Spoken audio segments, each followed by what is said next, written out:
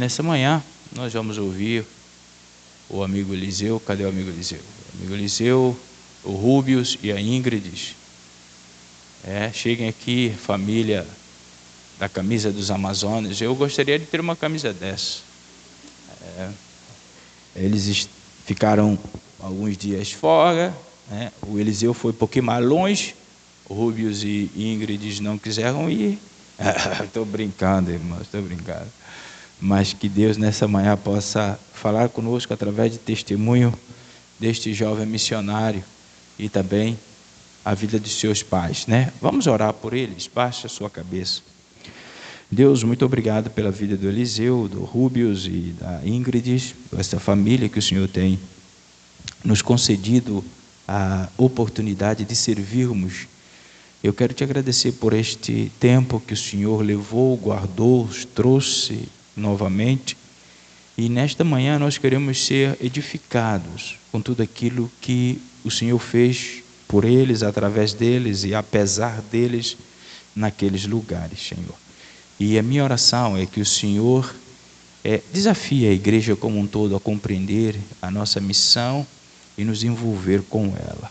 Eu te agradeço em nome de Jesus. Amém. Graça e paz, irmãos. Confesso que quando cheguei aqui na classe, minha mão estava pinicando um pouco, estava coçando. Eu não sei se a Rebeca acabou de sair, mas não sei se ela viu ou se Bernardo viu. Mas minha mão estava coçando. Eu falei, é o nervosismo, né? É o nervosismo. Falar que nem Rebeca, Gamaliel não está fácil. E sobre a camisa, poxa, os irmãos têm que vigiar, tem que ir para lá também para ganhar a camisa, né? Mas, brincadeiras à parte, eu gostaria de agradecer primeiramente a Deus pela oportunidade que Ele me concedeu de estar aqui, relatando aos irmãos sobre o que Deus tem feito lá na Amazônia, e também agradecer ao pastor pela oportunidade que Ele me concedeu, e que o Senhor esteja consolando o Senhor e toda a sua família, pastor. Eu gostaria de, antes de começar a relatar aos irmãos sobre a viagem lá no barco, eu vou contar mais detalhadamente o que nós fizemos lá, e à medida que fomos avançando, nós iremos fazendo umas reflexões. Gostaria de, como texto base, que os irmãos pudessem abrir no livro do profeta Isaías, capítulo 6, versículo 8. O livro do profeta Isaías, capítulo 6, versículo 8. Então, vou esperar os irmãos abrirem. Quem já abriu, amém. Quem não abriu, misericórdia.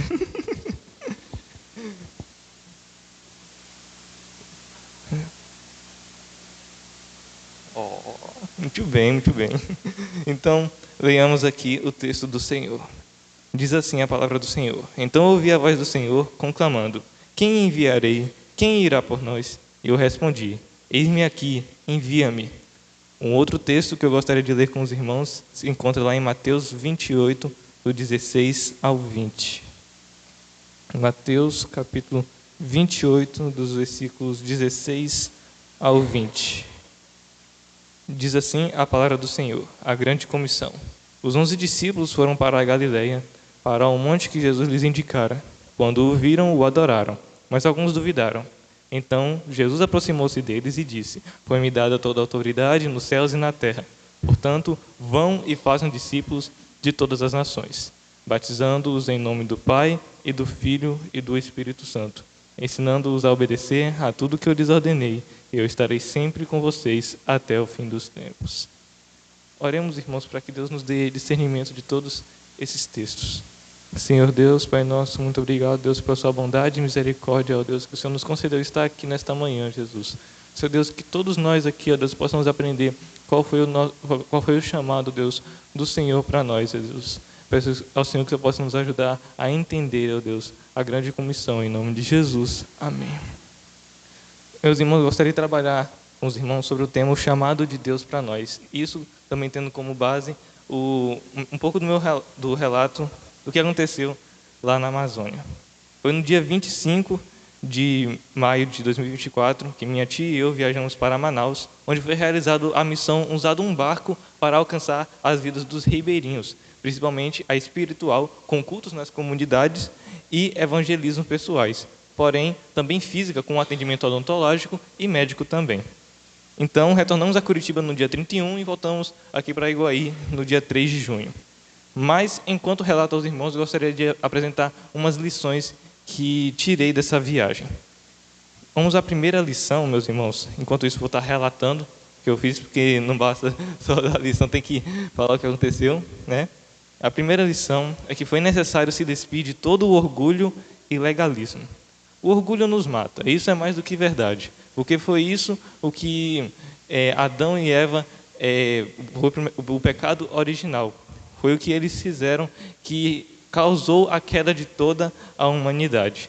E quando eu cheguei lá, eu descobri que eu era o menor de todos que estavam naquele barco. Eu precisei me despir de todo o orgulho que eu tenho, que eu tinha, e Deus realmente falou comigo, porque eu vi que eu não estava realmente preparado para aquele campo missionário, porque é realmente algo muito diferente. O campo... ali, Pai, Deus abençoe. Eu vou tentar.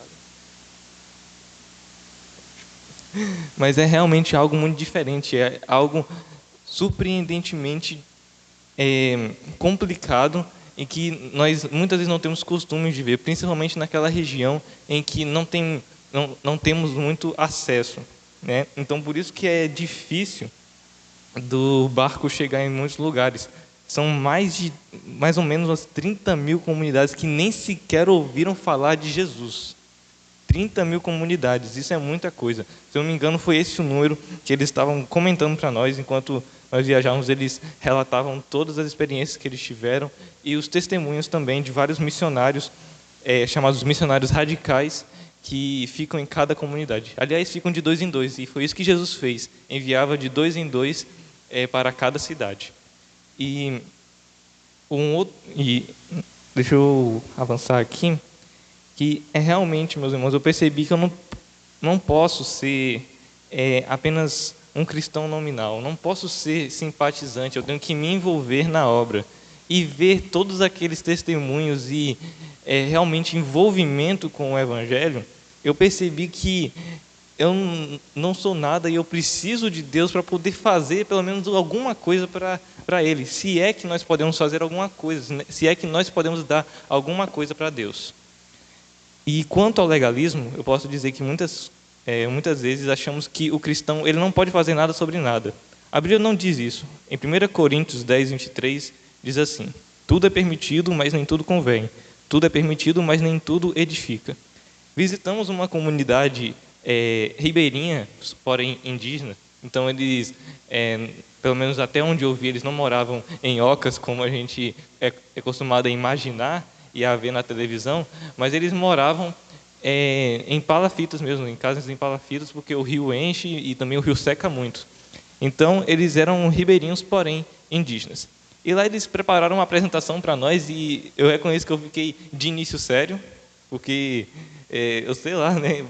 Graças a Deus eles foram alcançados pelo Evangelho, creio que todos eles, mas de início eu fiquei sério porque eu pensei, se eu rir, eles vão achar que é falta de educação. Mas depois, surpreendentemente, todo mundo que estava lá se envolveu na apresentação deles e foi um momento muito divertido, né? Não vou poder passar o vídeo para os irmãos, nem expor o nome de alguns nossos irmãos lá da Amazônia, mas foi muito impressionante para ver um mover de Deus. E eles disseram depois que eles estavam louvando a Deus na língua deles, né? Toda aquela apresentação, eu tinha várias ideias na minha mente do que significava, mas eles estavam louvando a Deus. Eles ficaram muito felizes por nos ver lá. Eu ouvi um relato, não diretamente, mas indiretamente, de que um ribeirinho de lá estava orando para que nós chegássemos.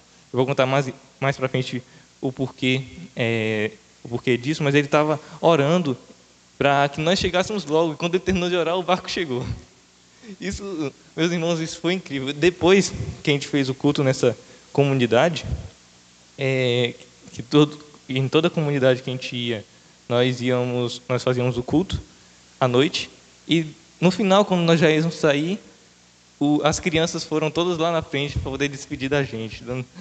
Meus irmãos, a gente percebe que é um povo carente, mas a gente percebe também que são gente. Não é umas pessoas que vivem totalmente tristes o tempo todo, realmente tem suas dificuldades, certo? Mas não é aquela coisa que a gente pensa que são coitadinhos, não, eles vivem do jeito deles, adorando a Deus, com ordem, decência, claro, mas adoram sem legalismo, isso é impressionante. E sem orgulho também, eles são bem humildes e são bem hospitaleiros também. Uma segunda lição, que foi necessário romper com alguns, ou se não vários preconceitos. É bem verdade que lá na Amazônia existem várias comunidades Nutella. O que é Nutella? Vou explicar aqui. Né? Não sei se alguns irmãos entenderam essa colocação, mas uma comunidade Nutella que até os próprios tripulantes lá colocaram isso, mas uma comunidade ribeirinha Nutella é aquela que possui água encanada, eletricidade, quem sabe até internet. Mas não é sempre assim, não. Algumas comunidades, por exemplo, uma que a gente visitou foi a última que nós visitamos, ela não tinha, acho que uma eletricidade muito boa ou estável, assim, se eu não me engano, mas também o esgoto era céu aberto e eles andavam descalço normal. Eles andavam de forma comum mesmo, como nós andamos de sapato e sandália no meio da rua. Então eu ficava pensando assim, rapaz, será que não adoece não? Porque, meus irmãos, é complicado. Eles andam na água suja, assim, do esgoto, e realmente a céu aberto, como já disse, e andam de forma comum como nós. Então, realmente eu precisei abrir minha mente, meu coração e meus braços para poder mostrar amor a essas pessoas. E nós precisamos fazer isso aqui também.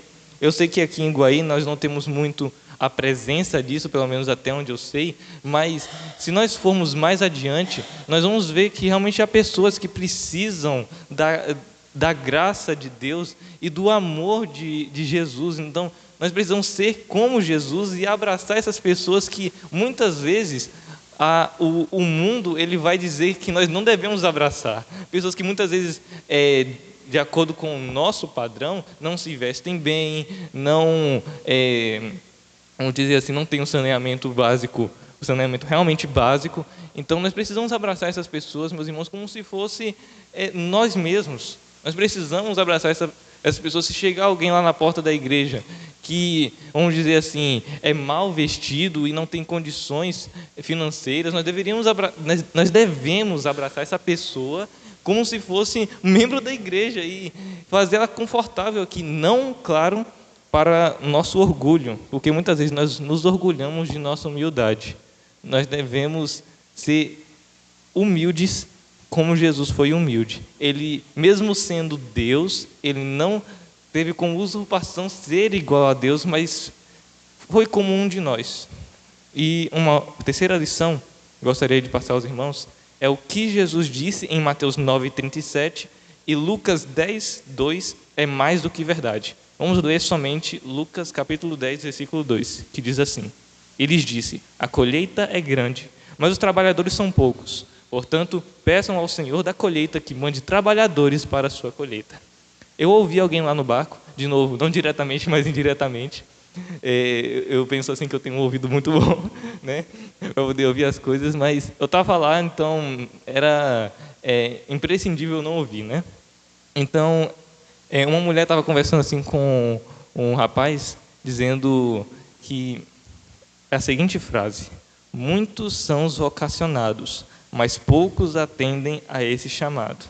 Percebam que quando Jesus usa aqui a palavra trabalhador, é quem realmente está no campo, é quem atendeu o chamado, quem quis receber esse emprego. Porém, há muitos vocacionados afora aqui no nosso Brasil e provavelmente aqui em Iguaí mesmo, há muitos vocacionados que eles pensam em muitas coisas que eles vão deixar para poder se doar para o reino de Deus. E eu ouvi muito isso lá, que as pessoas realmente se doam, eles se deixam levar pela palavra de Deus, eles se deixam ser guiados por Deus para poder estar lá no campo e pregar o Evangelho. Meus irmãos, se nós entendêssemos qual é a gravidade, meus irmãos, nós precisamos entender para o que Deus nos chamou. Nós precisamos entender que Deus nos chamou para evangelizar. E muitas vezes nós vamos ter que deixar as coisas, e nós achamos isso gravíssimo, porque as coisas desse mundo presente nos prendem. Às vezes não é nem o pecado, porque ter família não é pecado. O pecado é nós idolatrarmos a nossa família. Às vezes, o videogame que nós idolatramos, o videogame não é errado você jogar. Não é errado você usar o celular nas mídias sociais, não é errado. O problema é você querer deixar tudo isso e ouvir os relatos de alguns missionários de lá, que eles precisaram realmente deixar sua família. Inclusive, teve um missionário falando que ele teve que deixar sua mãe, que estava muito doente, eu creio que, não tenho certeza, mas estava com câncer, ele teve que deixar sua mãe para poder vir ao campo missionário. E ele disse assim, que Deus cuidou da mãe dele enquanto ele estava fora. Então, meus irmãos, eu confesso que enquanto estava viajando daqui da Bahia para Curitiba, por mais que eu soubesse que eu iria voltar para casa, eu ficava pensando, poxa, deixei meus cachorrinhos, deixei a casa, né? Eu queria jogar um pouquinho de videogame, faz muito tempo que eu não jogo. Então essas coisas estavam me fazendo olhar para trás, mas eu dizia assim, não posso, né? Então, meus irmãos, quando você for fazer algum trabalho evangelístico, ou se você for ir para fora, e Deus te chamar para você realmente deixar o que tem, não perca tempo, deixe realmente tudo que você tenha, porque Pedro, Tiago e João, a Bíblia diz o quê? Que largaram suas redes, largaram os seus trabalhos para poder fazer um trabalho maior ainda, que era o trabalho que Jesus havia preparado para eles. Um outro ponto, que é, não deixe o fogo que está dentro de você se apagar. Próximo ponto. Isso. Gostaria de ler com os irmãos a primeira carta aos Coríntios, capítulo 11, 30, que diz assim: por isso há entre vocês muitos fracos e doentes, e vários já dormiram. Uma coisa que foi enfatizada enquanto estava no barco, chamado de um missionário, foi o fato de não deixarmos a chama que arde em nosso coração se apagar. Isso é muito importante porque foi um desses motivos que fez com que a igreja em Laodiceia, que é descrita lá no livro de Apocalipse, foi por esse motivo que a igreja dormiu. Foi por esse motivo. O fervor espiritual apagou dentro do coração daqueles irmãos. E eles tinham o quê? Eles eram ricos, eles tinham uma vida boa, não eram perseguidos, eles eram conhecidos como fabricantes de roupas e tinham o chamado pó frígio, que era um remédio milagroso para os olhos. A igreja de Laodiceia era tudo era perfeita. Então eu acho que os teólogos da prosperidade não fariam tanto sucesso lá, porque a igreja era rica, sabe? Então, meus irmãos, aquela igreja estava morta, porque Jesus ele reprova ela totalmente. Enquanto as outras igrejas tinham uma ou duas por aí, algumas críticas do próprio Jesus a ela e exortação, a igreja de Laodiceia não teve nenhum elogio. Nós precisamos vigiar, porque o dormir que o apóstolo Paulo ele usa em 1 Coríntios 11, 30, é como se esse dormir é como se o diabo aprisionasse a nós novamente, só que dentro da igreja como bonecos de plástico. Nós chegamos na igreja, sentamos, abrimos a Bíblia, fechamos os olhos para orar, e aí repete um processo, um ciclo. Inclusive uma norte-americana que estava conosco lá no barco, ela disse que inclusive tive que aperfeiçoar meu inglês lá no barco também, tinha 6 norte-americanos. Então ela falou que lá na América, ou seja, nos Estados Unidos, pelo menos na igreja dela, tudo era automático. Então ela ficou feliz ao nos ver, porque o Brasil, vamos dizer assim, tem muito... É que nem a Arca de Noé, né? Tem muito bicho diferente. Tem muitos irmãos com... tem muitos irmãos, tem muitos crentes de forma diferente, mas que adoram o mesmo Deus. Mas realmente, meus irmãos, nós não podemos fazer tudo no automático. Nós estamos aqui na igreja e muitas vezes a gente só vem no monte do Senhor, que nem onde quando Jesus levou Pedro, Tiago e João, e Pedro, quando viu a transfiguração de Jesus, ele ficou: Senhor, é bom estarmos aqui. E é bom estar aqui na igreja mesmo, é onde nós recarregamos as nossas energias. Mas o campo está lá fora. O campo de batalha está lá fora. Cristão não é estar aqui dentro da igreja, sempre no monte do Senhor, sempre no monte do Senhor, não. Eu vou estar falando esse texto depois, mas a nossa luta não é contra carne e sangue. Não é contra carne e sangue. Enquanto estamos aqui na igreja discutindo teologias, nós deveríamos estar lá fora pregando o Evangelho. Nós precisamos acordar, meus irmãos. Se você está acordado, desperte outros. Mas se você está dormindo, está na hora de acordar. Porque era de hoje para você estar acordado. Se você está acordado, acorde outros. Um outro ponto que me marcou bastante, esse daqui: não duvide do poder do Evangelho. Pode passar.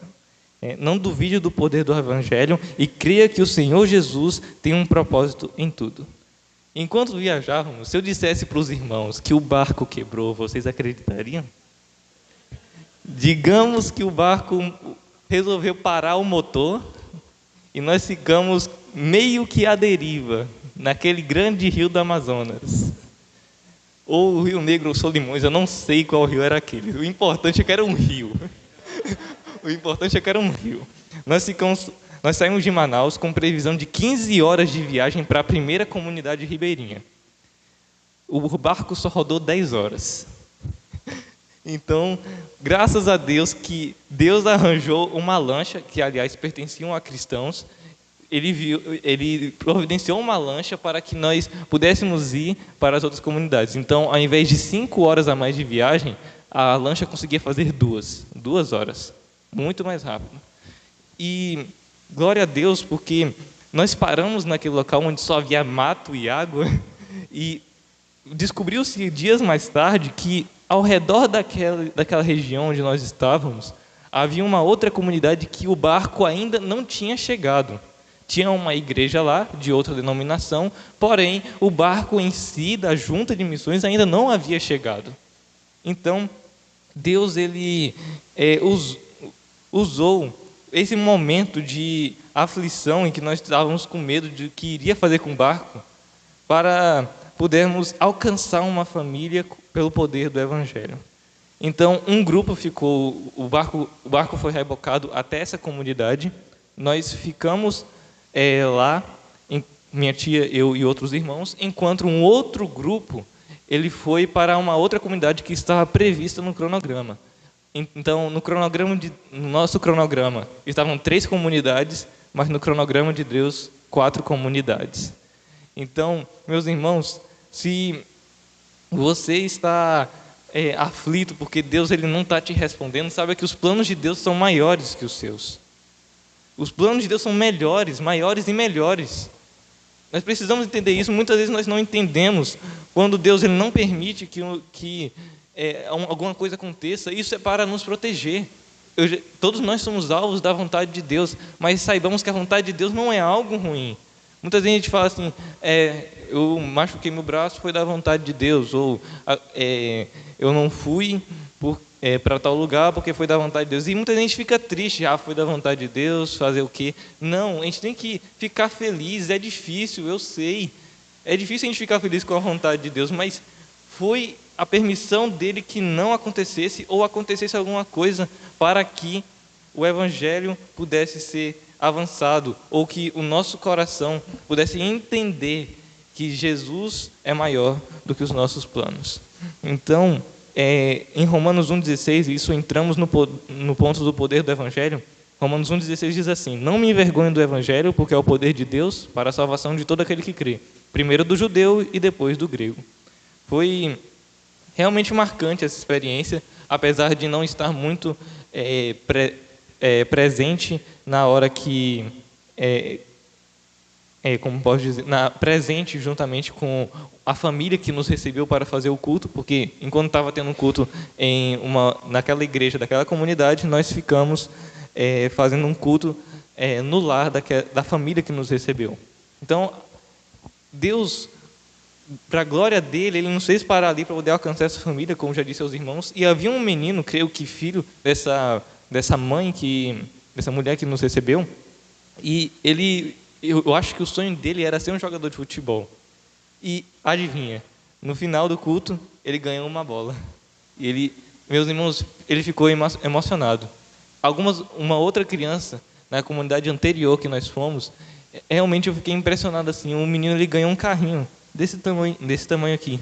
E ele pegou uma cadeira, ele ficava rodando com esse carrinho, ficava olhando para mim e sorrindo para mim. E ele ficou gostando muito daquele brinquedo. Meus irmãos, a sociedade que nós temos hoje é uma sociedade que despreza o que Deus dá, que nos deveria dar alegria. Às vezes uma criança tem um carro gigante, mas vira e mexe ela nem brinca mais com isso. E aquela criança com um carrinho desse tamanho aqui, eu lembro até a cor, que era azul, ele ficava toda hora na cadeira sorrindo para mim, brincando e conversando comigo. Meus irmãos, nós precisamos nos envolver mais com Deus. Porque se nós nos aproximarmos de Deus, Deus ele vai nos impressionar. E Deus ele só quer nos impressionar, porque assim nós vamos reconhecer a soberania de Deus. E eu creio que a família em si realmente recebeu Jesus em seu coração. Aquela família ribeirinha recebeu. Mas eu estou ainda meio com umas dúvidas, porque aquela mulher argumentou que ela ainda não estava pronta para poder receber o Evangelho. Mas o pastor até falava que você não precisa, de certa forma, ser santo. Deus nos quer santos, mas você não precisa ser santo. Eu explico. Quando nós nos tornamos cristãos, quando nós uma vez aceitamos Jesus Cristo como o único suficiente Salvador, não quer dizer que nós vamos estar isentos de falhar, porque nós falhamos. E quando nós nos sentimos tristes por causa que erramos contra Deus, isso é uma evidência de que nós somos salvos. E se nós pedimos perdão, Ele é fiel e justo para nos perdoar de todo pecado. Então, ser santo é, apesar de falhar, você pedir perdão a Deus. Era isso que acontecia com Davi. Davi era um homem segundo o coração de Deus, porque quando ele pecava, ele se arrependia do seu pecado. Então, Efésios 6,12 diz: Pois a nossa luta não é contra sangue e carne, mas contra os poderes e as autoridades, contra os dominadores deste mundo de trevas, e contra as forças espirituais do mal, nas regiões celestiais. Temos que saber que Deus é poderoso para salvar, e é somente Ele quem pode quebrar as correntes que prendem os nossos parentes, amigos e cônjuge. Então, se tem alguém que você conhece e ainda não conhece a Jesus, ou que conhece e simplesmente é um simpatizante do Evangelho, ore a Deus, creia em Deus. Sabe aquele papelzinho que o pastor nos deu? Eu preciso vigiar também, preciso orar por aquelas pessoas que eu esqueci de orar. Próximo ponto, que eu já sei que os irmãos estão cansados de ver minha cara por hoje. O sexto ponto: não há diferença entre judeu e grego. Em Colossenses 3,11, Paulo vai dizer o seguinte: nesta nova vida, não há diferença entre grego e judeu, circunciso e incircunciso, bárbaro e cita, escravo e livre, mas Cristo é tudo e está em todos. Pausa para beber água. Então, meus irmãos, depois do culto na casa daquela família, e diga-se de passagem, creio que havia outra família lá, chegou então o outro grupo que estava na outra comunidade. Chegou o outro grupo que estava na outra comunidade e voltamos para seguir viagem. Então nós paramos no porto e depois no dia seguinte nós fomos turistar Manaus. Eu não vou contar sobre a questão histórica de Manaus, enfim, só vou contar que a gente foi no Seringal, no chamado Mirante. Eu não vou contar muito sobre isso porque não importa agora. Mas eu vou contar uma experiência muito impressionante, meus irmãos, que eu tive enquanto estava lá. Depois que terminamos de turistar, chegou o momento do adeus. Fiz umas amizades, foi bem legal aquele momento, enquanto estávamos todos juntos. Foi quase um adeus, porque apesar de nós, a maioria dos nossos irmãos, nos despedirmos, alguns de nós ficamos em uma igreja, chamada popularmente de Igreja Amarela, de um pastor, que também foi no barco, e ele já era de lá, de Manaus, né? Então nós ficamos lá naquela igreja, e o pastor, ele resolveu nos levar alguns lugares mostrando o que Deus tem feito a mais na Amazônia, além do trabalho com os ribeirinhos. Meus irmãos, é realmente chocante. Eu percebo que o que falta aqui na nossa cidade é oração. Porque as pessoas conhecem a Deus, conhecem o Evangelho, sabem que eles acreditam em Deus, mas não têm um compromisso.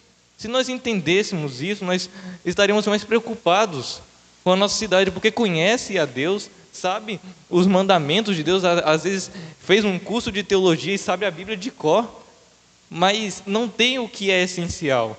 Falar que nem o pastor Billy Graham, em alguma das pregações, está cantando as músicas de Sião muitas vezes, mas o coração está longe de Deus.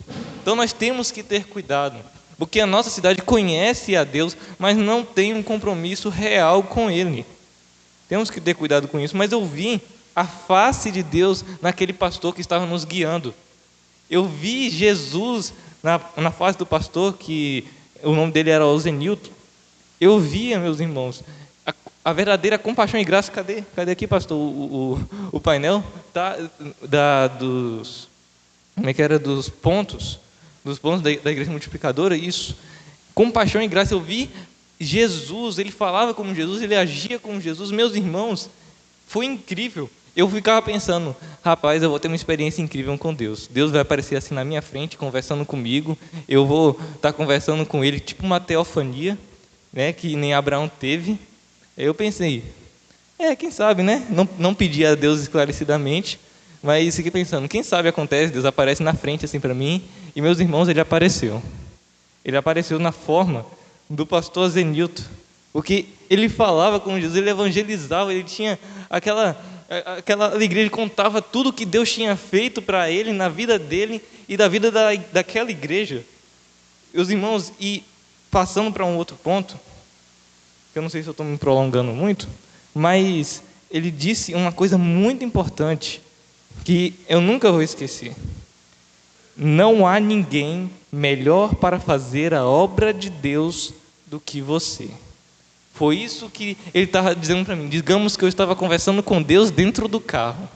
Porque eu estava minha tia e eu estávamos dentro do carro dele e estávamos indo de volta para a Igreja Amarela, depois dele ter mostrado alguma congregação e o centro que eles iam para poder envolver mais a sociedade.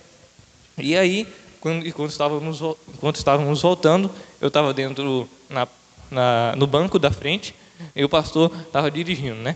Então ele falou essa frase para mim. E meus irmãos, o meu pedido, que nem era nenhum pedido, se realizou. Deus falou realmente assim comigo. Ele falou comigo durante esses dias, porque veja em Jeremias capítulo 1, versículo 5, antes de formá-lo no ventre, eu o escolhi. Antes de você nascer, eu o separei e o designei profeta das nações. Digamos que eu não entendi muito esse versículo.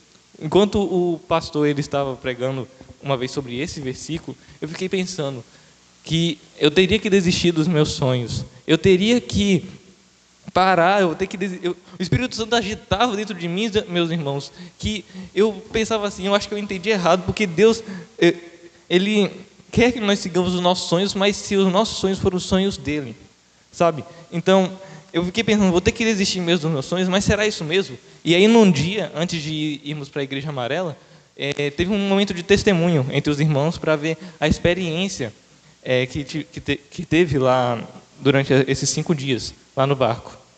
E na hora de eu testemunhar, eu falei sobre esse meu sonho.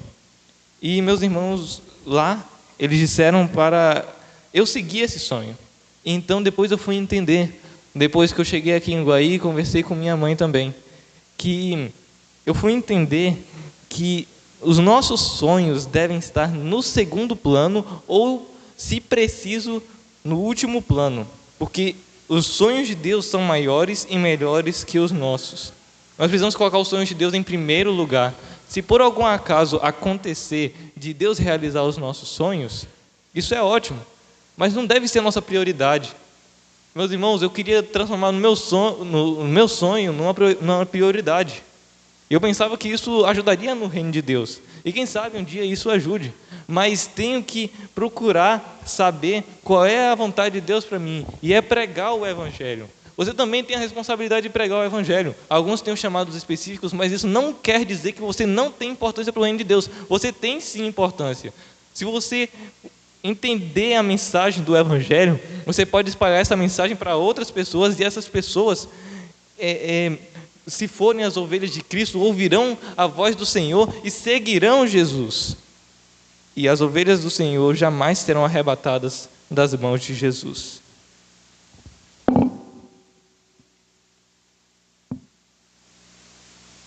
E em Lucas 9,62 diz o seguinte: Jesus respondeu: ninguém que põe a mão no arado e olha para trás é apto para o reino de Deus. É aquilo que eu já disse. Muitas vezes a gente tem as coisas cotidianas como algo que muitas vezes nos enche e tira o espaço de Deus. Como já disse, não é errado você fazer algumas coisas. Claro, Deus, Ele diz para nós não pecarmos, mas é o que o apóstolo Paulo ele disse: tudo é permitido, mas nem tudo me convém. Então tem coisas que realmente não são pecado, mas elas vão se tornar pecado à medida que nós tomamos o lugar. Nós substituímos essas coisas no lugar de Deus. E Deus ele deve estar em primeiro lugar em nossas vidas. Se Ele estiver em primeiro lugar das nossas vidas, nós vamos conseguir nos desprender dessas coisas. Nós vamos conseguir nos livrar dessa idolatria. Mas, meus irmãos, eu estava... Agora, uma aplicação prática. Já está no último slide? Então, aí pode passar. Uma aplicação prática, meus irmãos, que eu estava onde eu precisava estar. Percebi o que é realmente se entregar ao reino de Deus por completo. E muitas vezes deixar o conforto de casa e resolvi servir mais aos outros do que antes. E, aliás, servir mais aos outros do que a mim mesmo. Fiz amizades e descobri que no reino de Deus não há distinção e que eu preciso pregar o Evangelho às pessoas. E você também precisa pregar Jesus Cristo para as outras pessoas. Eu não sou melhor que os irmãos por ter ido tão longe para poder falar de Jesus. Porque missões podem estar ao nosso lado e nós não sabemos disso. Nós precisamos entender que Jesus nos escolheu para fazer discípulos. Os nossos sonhos de realização pessoal são em segundo ou último plano. Nós precisamos entender que Jesus nos chamou para pregar o Evangelho.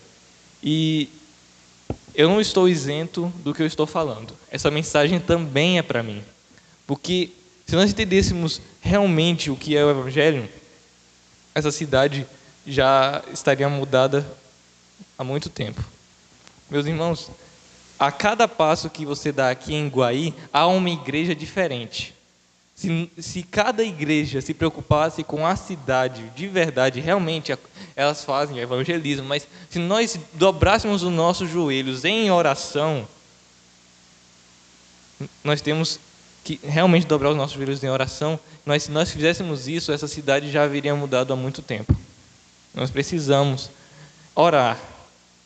Tem um relato, eu não pesquisei muito sobre isso, eu lembrei aqui agora para contar para os irmãos, que havia um homem, não lembro de que país era, devia ser europeu, se eu não me engano, mas que era um pastor também, se eu não me engano, e quando ele subia ao púlpito, as pessoas já começavam a chorar só por causa disso. Mas chorar porque era emocionante. Eu sei que não é na base de um sentimentalismo, mas o cristianismo é na base da razão também. E era muito racional aquilo. Um homem ele foi perguntar a um colega dele, se eu não me engano, foi perguntar o seguinte: qual o segredo dele? O segredo dele para as pessoas começarem a chorar só dele subir no púlpito. E aí ele pegou o homem, chegou até o púlpito e falou aqui: ajoelhe aqui e comece a chorar. Meus irmãos, nós precisamos chorar pela nossa cidade. Isso não é um sentimentalismo, mas é realmente como Jeremias, ser um profeta chorão, ser uma pessoa que chora pela sua nação. Nós precisamos orar. E eu peço aos irmãos que pelo menos tentem evangelizar uma pessoa essa semana. Convidar ela para a igreja. Em Hebreus 3, 7 a 9 diz assim: assim como disse o Espírito Santo, hoje se vocês ouvirem a sua voz, não endureçam o coração como na rebelião, durante o tempo da provação no deserto, onde os seus antepassados me tentaram, pondo-me à prova, apesar de, durante 40 anos, terem visto o que eu fiz. Então, não endureça o seu coração agora. Porque muitas vezes a gente acha que evangelizar é obrigação do pastor, ou é obrigação de quem somente resolve ir no campo, obrigação de missionário. E não é assim.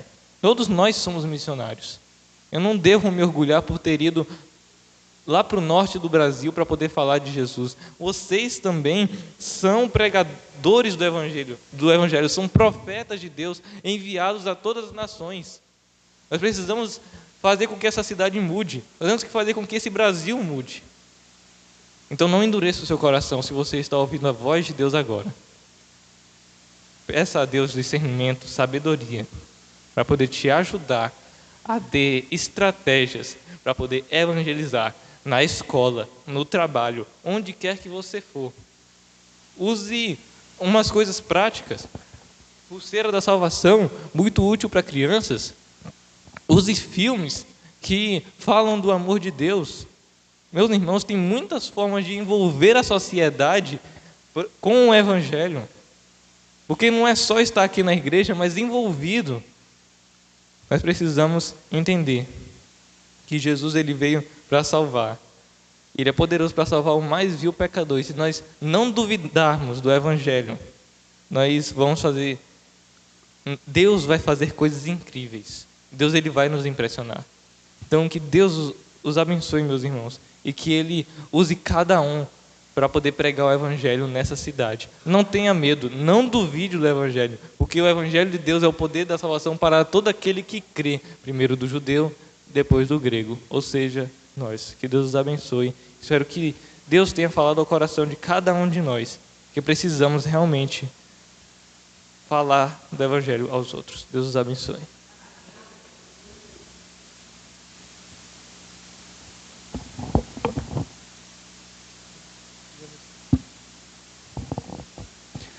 Amém, irmãos? João escreveu: quem tem ouvido, ouça o que o Espírito diz à igreja. Agostinho de Hipona, um pensador do primeiro século, escreveu: submeta-se a Deus e assim faça o que você quiser. Não é a primeira vez que nós somos, de alguma forma, constrangidos a pensarmos na missão da igreja. E diga-se de passagem, um bom batista, ele sabe que um dos princípios batista é exatamente a consciência da missão da igreja.